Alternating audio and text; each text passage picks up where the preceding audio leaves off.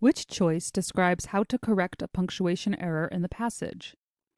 Let's go through each choice, implement the changes they're suggesting, and see if it's appropriate.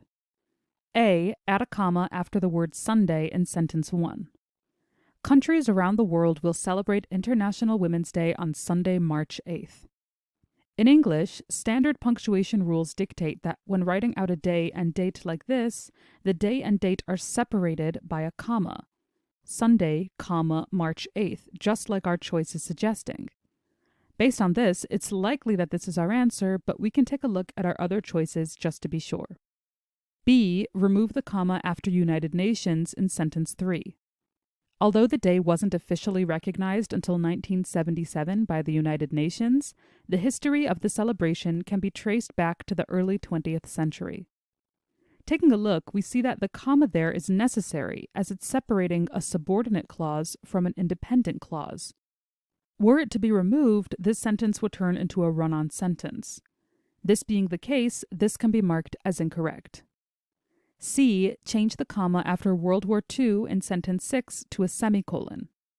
Following World War II, countries from all continents began using March 8th as a marker for advocating women's equality.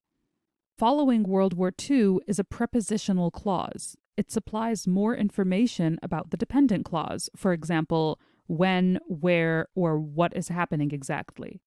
Here, of course, we're talking about when, following World War II.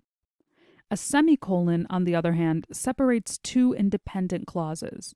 As we can see that following World War II is a prepositional clause and not an independent clause, this comma is necessary and this choice can be marked as incorrect. And D. Change the colon after the word is in sentence 10 to a comma. The theme of the commemoration is I Am Generation Equality, Realizing Women's Rights. As a colon is used to introduce lists, quotes, or explanations, we can see that this is an appropriate usage. It's introducing the official theme of the commemoration.